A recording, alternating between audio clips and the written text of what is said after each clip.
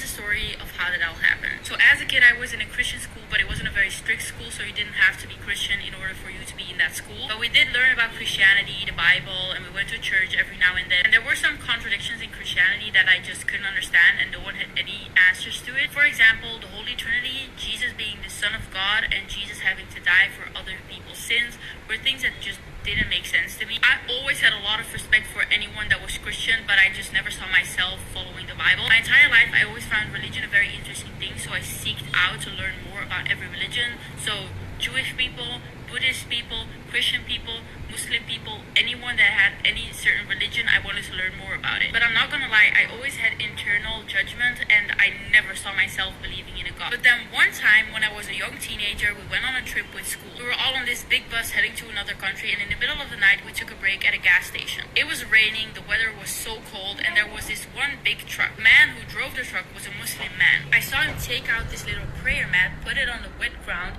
and started praying in the rain, in the middle of the night. That was the first real interaction I had with Islam, and that sparked something in me. I was like, wow, that you can start praying in the middle of the night, in the middle of the rain, on a wet ground.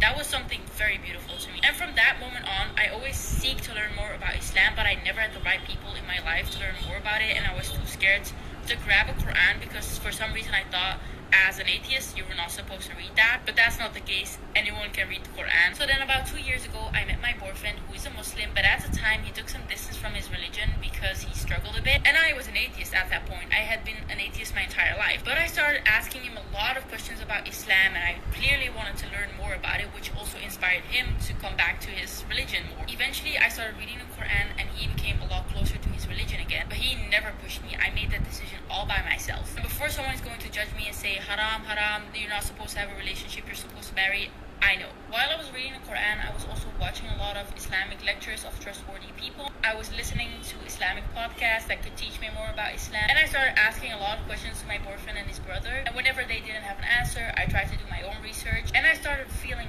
really close to Islam, and something in my heart was opening up.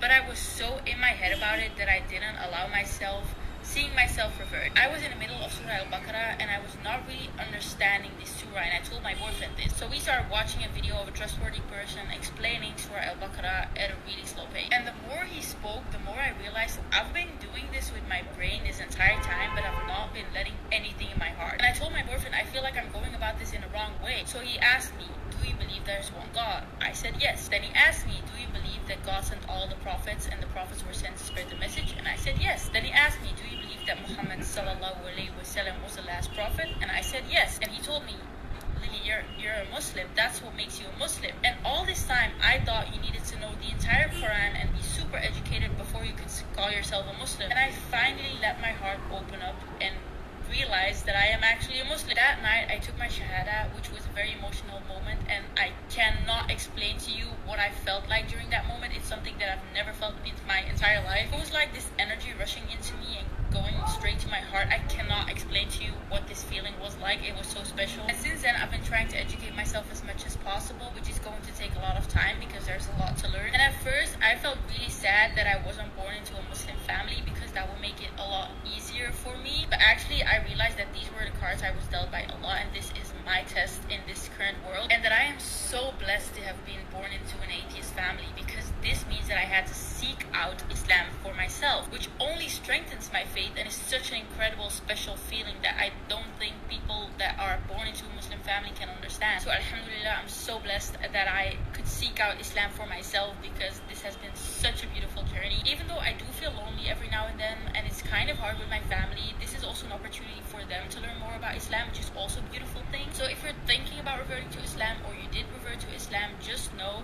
that there are going to be some struggles and some tests for you. But inshallah, may Allah make it easier for you, and it's going to be all worth it. I am always here for you if you have any questions or just want to talk about it. And I also want to ask you guys that if I at any point say something that is not correct, or forget some important context, or just misspoke and said something that is actually not true to Islam, please do correct me in the comments or send me something in my DM. I'm always open to criticism and advice. I'm not that educated yet, so I'm going to make mistakes every now and then, and that's okay, but just correct me. And if you're a friend or a family member of someone that reverted to Islam or wants to revert to Islam and you don't really understand them, all I can say is just read the Quran for yourself, and that will make it a lot easier for you.